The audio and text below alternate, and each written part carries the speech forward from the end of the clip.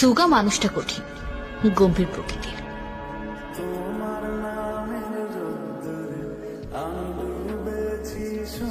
মানুষটার ভালোবাসা এমনিতেই চোখে পড়ে যায়।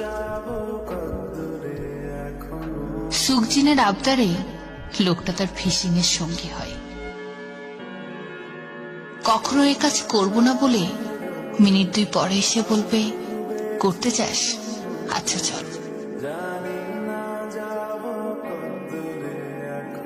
সেই মানুষটা কি করে পিঠে চড়ে হসুককে ছবি তুলতে দিল, এই প্রশ্নের উত্তর আমি এখনো জানি না।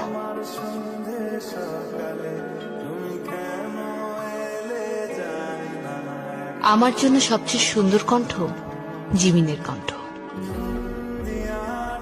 জঙ্কুকের দিকে মায়া মায়া চোখে তাকিয়ে বলল, জঙ্কুক খেলেই তার খাওয়া হয়ে যাবে। 10 বছর ধরেই মানুষটা দলের লিডারের দেওয়াল হয়ে আছে।